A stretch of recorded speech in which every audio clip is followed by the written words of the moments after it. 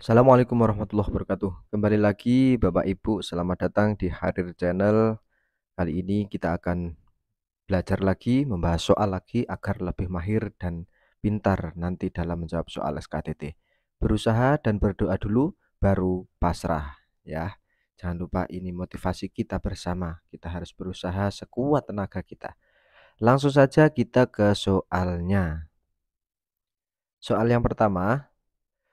Demi mendorong kesadaran akan pentingnya menjaga keberagaman alam dan menggabungkan antara agama dengan isu lingkungan, ya, maka upaya Kementerian Agama adalah A. Kampung moderasi beragama, B. Green teologi, C. Penciptaan ekosistem moderasi beragama, D. Pemetaan kelompok strategis.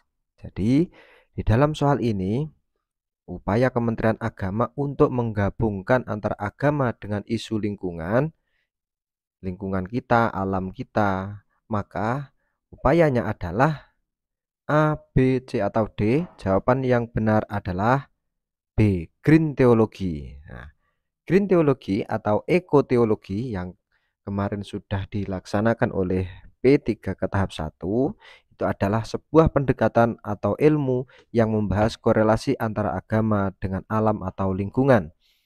Konsep ini menekankan hubungan antara spiritualitas manusia dengan kerusakan alam.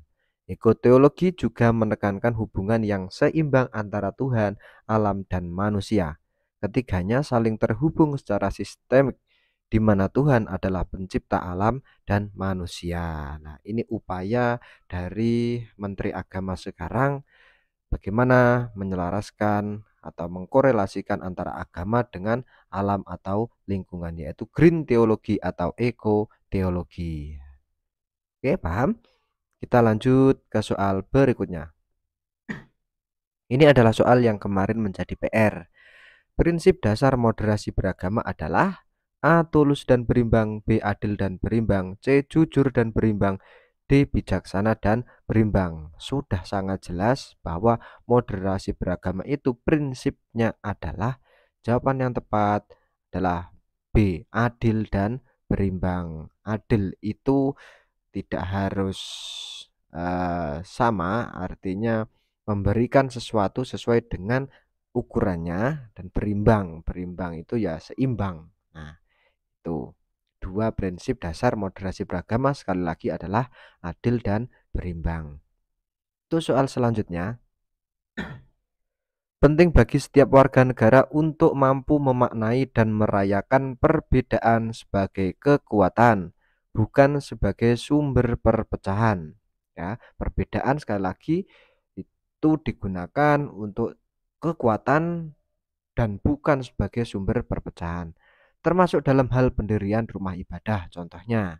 Ya, ini pendirian rumah ibadah itu bisa terjadi menimbulkan konflik apabila tidak sesuai dengan aturan-aturan yang berlaku. Maka pendirian rumah ibadah dengan segala ketentuannya telah diatur dalam A. FKUB, B. Perpres nomor 58 tahun 2023, C. PBM nomor 8 dan 9 tahun 2006, D. RAN PE nomor 7 tahun 2021. Nah, pendirian rumah ibadah itu diatur dalam regulasi yang mana? A, B, C, atau D? Maka jawaban yang tepat adalah C, PBM nomor 8 dan 9 tahun 2006. PBM ini menjelaskan tentang pedoman pelaksanaan tugas kepala daerah atau wakil kepala daerah dalam pemeliharaan kerukunan umat beragama dan pembedahan forum kerukunan umat beragama atau disingkat sebagai FKUB. Dan yang terakhir adalah pendirian rumah ibadah. Jadi di dalam regulasi ini ada 3 poin penting, yaitu pelaksanaan tugas kepala daerah atau wakil kepala daerah dalam pemeliharaan kerukunan umat beragama, kemudian FKUB, dan yang terakhir adalah pendirian rumah ibadah. Oke, kita lanjut ke soal berikutnya. Akomodasi terhadap budaya lokal merupakan salah satu indikator penting dalam moderasi beragama. Masih ingat indikator moderasi beragama kemarin ada berapa? yaitu ada 4. Yang pertama adalah komitmen kebangsaan, yang kedua adalah toleransi, yang ketiga adalah anti kekerasan, yang keempat adalah akomodasi terhadap budaya lokal. Nah, ini yang di dalam soal ini adalah akomodasi terhadap budaya lokal. Sebagai ASN, kita harus dapat menjalankannya dalam kehidupan sehari-hari. Ya, menjalankan akomodasi terhadap budaya lokal itu dalam kehidupan sehari-hari dengan catatan A. Selama budaya tersebut tidak bertentangan dengan profesi kita. Apakah iya? Kalau budaya itu bertentangan dengan profesi kita gimana? Apakah itu tidak kita terima atau kita tolak atau gimana? Atau B, selama budaya tersebut tidak bertentangan dengan ajaran agama kita. Kalau budaya tersebut bertentangan dengan ajaran agama kita, apakah kita harus menolaknya atau menerimanya? C. Selama budaya tersebut tidak bertentangan dengan ideologi negara yang dapat memecah belah NKRI. Apakah iya? D. Selama budaya tersebut masih berkembang. Nah, intinya dalam soal ini kita dapat menerima budaya lokal tersebut dengan catatan apa? Yaitu A, B, C, atau D. Jawaban yang benar adalah C. Selama budaya tersebut tidak bertentangan dengan ideologi negara yang dapat memecah belah NKRI. Loh, kenapa kok tidak yang bertentangan dengan agama? Kita ingat bahwa Indonesia itu kaya akan budaya, agama, suku, ras, dan lain-lain. Nah, kalau kita melihat, menengok sejarah bahwa bagaimana kisah Wali Songo dulu menginternalisasikan atau mengkorelasikan antara agama dan budaya sehingga agama itu bisa diterima oleh masyarakat luas. Tidak harus selalu kita tolak.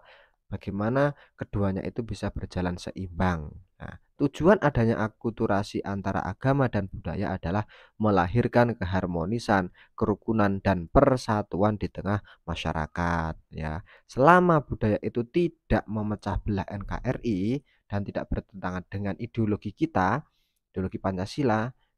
Nah, karena Pancasila itu kan juga mengandung nilai-nilai keagamaan. Keagamaan pun itu juga tujuannya adalah untuk menciptakan keharmonisan, kerukunan, kemudian eh, bagaimana masyarakat itu bisa sejahtera, memanusiakan manusia, dan lain-lain.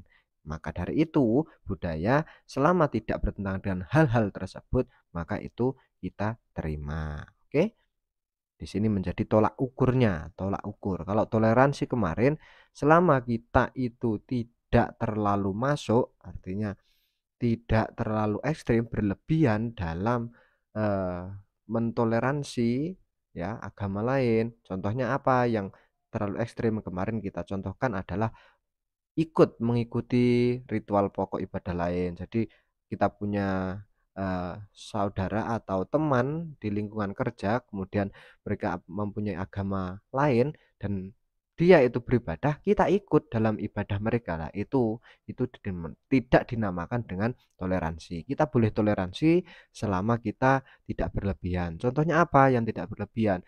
Ya, kita cukup untuk menghormati hari-hari raya mereka dengan tidak mengganggu mereka beribadah dan lain-lain ya.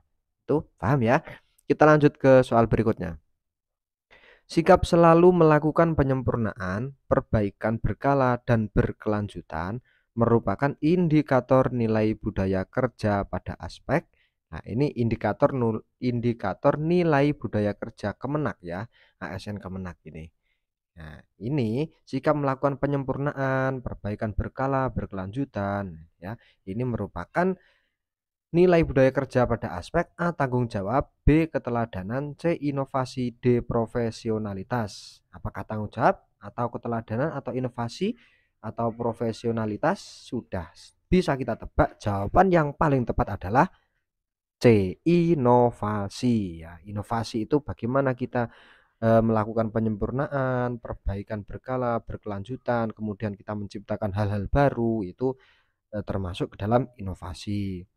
Kalau tanggung jawab itu ya kita sesuai dengan melaksanakan tugas dengan baik sesuai dengan fungsi dan tugas yang telah diberikan kepada kita, menyelesaikan dengan tepat waktu dan lain-lain itu. Oke, soal selanjutnya. Melakukan pekerjaan tanpa perencanaan yang matang. Melakukan pekerjaan tidak sesuai dengan tugas dan fungsi sebagai seorang ASN merupakan indikasi negatif. Nah, ini indikasi negatif berarti ini adalah bagaimana orang itu dianggap tidak melakukan indikator-indikator atau indikator nilai kerja ya, nilai kerja tadi ASN Kemenak. Nah, ini bertolak belakang dengan apa? A. Integritas, B. Profesionalitas, C. Tanggung jawab, D. Kemanusiaan.